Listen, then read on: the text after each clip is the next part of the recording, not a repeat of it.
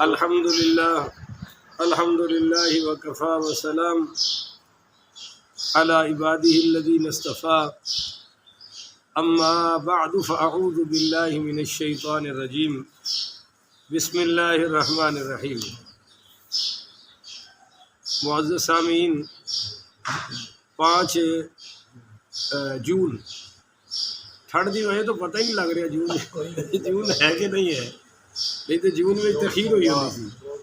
جی ہاں، 5 جون بروز سوار 2023 بعد نماز فجر کا یہ درس حدیث مصطفیٰ صلی اللہ علیہ وآلہ وسلم، یہ ہماری سلسلہ وار گفتگو ہے شرح ادب المفرد۔ آج اس کی یہ قسط نمبر 218 ہے، اور آج کا جو درس ہے یہ حدیث نمبر 1196 سے لے کر 1197 تک جاری رہے گا۔ 2 احادیث پر مشتمل ہے۔ باب ہے جی، باب ما یقول اذا خرج لحاجتہ۔ اس بات کا بیان، بیٹا یہ موٹر بند کرو بھائی، اس بات کا بیان کہ آدمی جب اپنی ضرورت کے لیے نکلے تو کیا پڑھے، گھر سے نکلے۔ حدیث نمبر 1196، حدثنا محمد قال اخبرنا عبد الله قال اخبرنا محمد بن ابراہیم قال حدثني مسلم بن ابی مریم ان ابن عمر كان اذا خرج من بیتہ قال۔ حضرت محمد بن ابراہیم رحمۃ اللہ علیہ کہتے ہیں کہ مجھ سے حضرت مسلم بن ابی مریم نے بیان کیا کہ حضرت عبداللہ ابن عمر رضی اللہ تعالی عنہما جب اپنے گھر سے نکلتے تو یہ دعا پڑھتے، اللہم سلمنی وسلم منی، اللہم سلمنی وسلم منی۔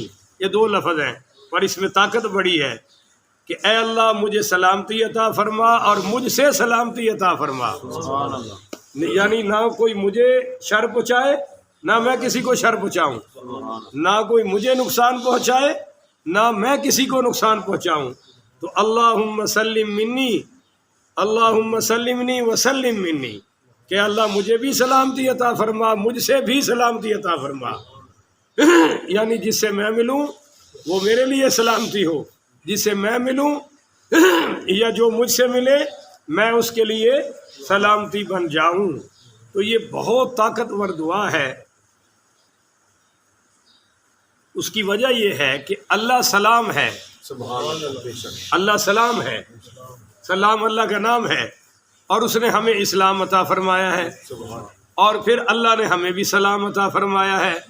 جب ہم کہتے ہیں السلام علیکم ورحمۃ اللہ وبرکاتہ، کہ بھائی میری طرف سے تم پر سلام ہو اور اللہ کی رحمتیں ہوں اور اللہ کی طرف سے تجھ پر برکتیں نازل ہوں، تو ہم ہر ملاقات میں، اب دیکھیے کہیں بخیر راگلے ہے، کہیں صبح بخیر ہے، اور کہیں کیا کہتے ہیں گڈ مارننگ، اور ہم مسلمان کہتے ہیں السلام علیکم ورحمۃ اللہ وبرکاتہ، اور یہی اصل سلام ہے۔ یہ ٹیلی فون ختم کرتے وقت کہنا اللہ حافظ خدا حافظ، یہ سب سلام کے بغیر فضول ہے۔ سلام کے ساتھ کہہ دیں اللہ حافظ تو بہتر بات ہے، پر سلام کی جگہ پہ اس کو لانا، اس میں کوئی اچھی بات ہے کہ سلام چھوڑ کر اس کی جگہ اس کو قائم کر دینا۔ تو بہرحال گھر سے نکلتے وقت دعا۔ یہاں ایک قیمتی بات یہ بھی نوٹ فرما لے، میں کہا کرتا ہوں باہر جلسوں میں بھی، باہر کے بیانات میں بھی، کہ بھائی تم صرف نبی کریم صلی اللہ علیہ وآلہ وسلم کی دعاؤں کا مطالعہ کر لو، تمہیں پتہ چل جائے گا کہ ایسی دعائیں صرف نبی مانگ سکتا ہے، صرف رسول ہی عطا کر سکتا ہے، اور کوئی ایسی دعائیں مانگ سکتا۔ دعاؤں سے اسلام کا پتہ چل جائے گا۔ تو بھائی ہمیں بھی یہ چھوٹی سی دعا یاد کر کے گھر سے نکلتے وقت پڑھنی چاہیے کہ اللہم سلمنی وسلم منی۔ اچھا جی، آگے ہے حدیث نمبر 1197، حدثنا محمد بن السلتی ابو یعلا قال حدثنا خاتم بن اسماعیل عن عبداللہ بن حسین بن عطاء عن سہیل بن ابی صالح عن ابیہ عن ابی ہریرہ عن النبی صلی اللہ علیہ وسلم۔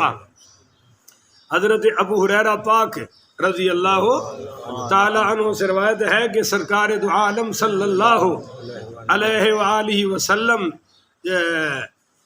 کان اذا خرج من بیتہ، جب سرکار اپنے گھر سے نکلتے تو قالا، آپ فرماتے بسم اللہ تکلان علی اللہ، کیا لفظ ہے؟ بسم اللہ تکلان، بولو لفظ بسم اللہ، ہاں بسم اللہ تکلان، اور آگے لا حول ولا قوت، یہ سرکار دو عالم صلی اللہ علیہ وسلم خود پڑھ رہے ہیں۔ بسم اللہ، اللہ کے نام سے شروع، اور التکلان، اللہ تعالیٰ پر بھروسہ، یہ توکل سے ہے نا، التکلان بھروسہ کس پر؟ اللہ پر، کہ میں جو پیچھے چھوڑ کے جا رہا ہوں اللہ کے بھروسے چھوڑ کے جا رہا ہوں، اور لا حول ولا قوت الا باللہ، برائی سے بچنے اور نیکی کی طاقت سوائے اللہ کے کسی کے پاس نہیں ہے۔ تو پتہ چلا کہ بھائی نیکی کے لیے ہمت چاہیے، وہ اللہ دیتا ہے، اسی کو آپ توفیق کہتے ہیں۔ تو یہ جو ہے کہ میں بھروسہ اللہ پر کرتا ہوں، آج ہمارے بھروسے کمزور ہو چکے ہیں، بھروسہ ہے پیسے پر، نوکری پر، اور حکومت پر، اور نہ جانے کن کن تعلقات پر، بھروسہ صرف اللہ پر۔ بولو جی، بھروسہ کس پر؟ اللہ پر۔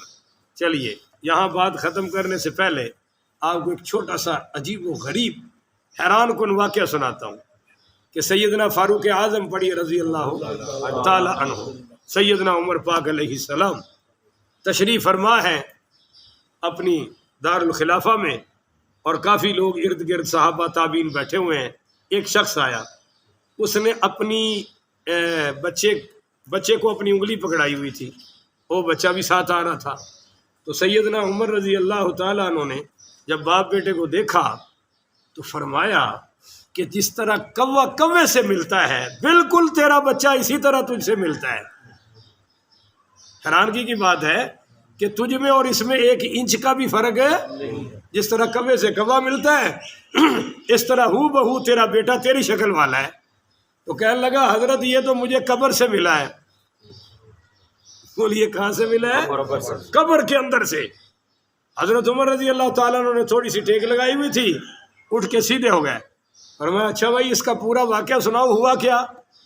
کہنے لگا حضرت میری بیوی امید سے تھی اور مجھے سفر پہ جانا پڑا، تو میری بیوی مجھے کہنے لگی کہ تم ہمیں کس کے بھروسے پر چھوڑ کے جا رہے ہو؟ تو کہتے ہیں کہ میں نے اس کو کہا کہ جو تیرے پیٹ میں، ہاں اس نے کہا میں تو امید سے ہوں، اور اس حالت میں تو مجھے چھوڑ کے سفر پہ جا رہا ہے، تو یہ کس کے بھروسے پر؟ تو میں نے کہا کہ یہ جو تیرے پیٹ میں میرا بچہ ہے میں اس کو اللہ کے سپرد کرتا ہوں۔ بولو اس کو کس کے سپرد کرتا ہوں؟ اب میں اللہ کے سپرد کر کے اللہ کے بھروسے پہ چھوڑ کے جا رہا ہوں۔ کہتے ہیں کہ میں واپس آیا تو کافی عرصے کے بعد، تھوڑا سا زیادہ عرصہ لگ گیا، تو میں آیا تو مجھے لوگوں نے اور میرے رشتہ داروں نے بتایا کہ تیری بیوی فوت ہو گئی، اور ہم نے اس کو جنازہ بھی پڑھا دیا اور قبر میں دفن بھی کر دیا۔ کہتے ہیں کہ میں شام کو عشاء کے بعد اس کی قبر پر گیا، فاتحہ وغیرہ پڑھی، اصالہ ثواب کیا، واپسی اپنے رشتہ داروں کے ساتھ، کزنوں کے ساتھ گپ شپ میں مصروف تھا کہ اچانک میری بیوی کی قبر سے ایسے جیسے نور نکل رہا ہے، روشنی نکل رہی ہے بہت زیادہ۔ تو میں نے کہا یہ کیا مسئلہ ہے؟ تو میرے رشتہ داروں نے کہا کہ لگتا ہے کہ تیری بیوی کسی پکڑ میں ہے، اس کے ساتھ تو یہ اکثر ایسا ہوتا رہتا ہے۔ تو میں نے کہا نہیں، اللہ کی قسم میری بیوی تو بہت نیک اللہ کی بندی تھی، بڑی عبادت گزار تھی، بڑی وفاشیار تھی۔ یاد رکھو کہ بیوی سارے اسلام پر عمل کرے اور خاوند کی ناشکری ہو، پکی جہنم ہے، رجسٹرڈ جہنمی عورت ہے، یہ رجسٹرڈ، اس کو کوئی جہنم سے بچا سکتا نہیں، کیونکہ حضور پاک صلی اللہ علیہ وسلم نے خود فرمایا کہ عورتوں کی کثرت میں نے جہنم میں دیکھی ہے۔ تو صحابیات نے پوچھا کہ وہ کس وجہ سے؟ فرمایا خاوند کی ناشکری کی وجہ سے، لعنتوں کی وجہ سے، اور تانے کی وجہ سے، کہ تم تانے بہت دیتی ہو، لعنتیں بہت کرتی ہو۔ اور ایک دوسری حدیث میں فرمایا کہ ایک عورت جب جوان ہوتی ہے تو اس کے رشتے کی تلاش شروع ہو جاتی ہے، اچانک اس کو رشتہ مل جاتا ہے، اور وہ جس خاوند کی وجہ سے گھر والی بنتی ہے اسی خاوند کی وجہ سے اولاد والی بنتی ہے، پھر اسی سے لعن طعن شروع کر دیتی ہے، اسی سے زبان چلانا شروع کر دیتی ہے۔ تو اس وجہ سے پھر اللہ اس کے سارے اعمال برباد کر کے اس کو جہنم میں ڈالے گا۔ اور فرمایا کہ ایک تیسری حدیث میں کہ جو عورت خاوند کے آگے ٹر ٹر کرتی ہے، زبان چلاتی ہے، قیامت والے دن اس کی زبان 70 گز لمبی کر کے اس کی زبان سے اس کے جسم کو جکڑ دیا جائے گا، باندھ دیا جائے گا اور ذلیل کر کے جہنم میں پھینکا جائے گا۔ تو یہ بہت تربیت کی ضرورت ہے بچیوں کو کہ وہ تو تکار نہ کریں، وہ لان تان نہ کریں، خاوند کی ناشکری نہ کریں۔ اللہ تعالیٰ پورے مسلمانوں کے گھر والوں کو یہ دولت عطا فرمانے، شکر کی دولت، خاوند کے ادب کی دولت، یہ مسلمان خواتین سے اب چھنتی جا رہی ہے۔ تو بہرحال اس نے کہا کہ میری بیوی تو بہت نیک ہے، ایسا ہو نہیں سکتا۔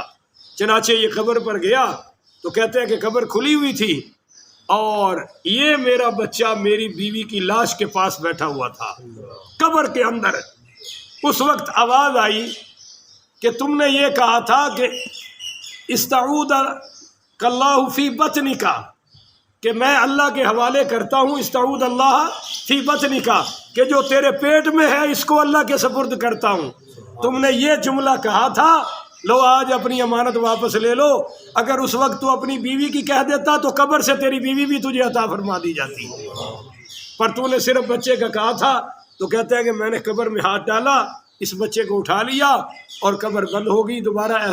ایسا کبھی ہوا؟ تو حضرت عمر سے کہنے لگا حضرت یہ تو اللہ نے مجھے قبر سے عطا فرمایا ہے۔ یہ ہے اللہ پر بھروسہ کرنے کا انعام۔ اللہ تعالی ہمیں بھی یہ دولت عطا فرمائے۔ تو بہرحال یہ چھوٹی چھوٹی 2 دعائیں ہیں، یہ اللہ تعالی ہمیں ہر وقت گھر سے نکلتے ہوئے پڑھنے کی توفیق عطا فرمائے۔ اس کو آپ یاد کر لیں۔ آخر وداعنا ان الحمد للہ رب العالمین۔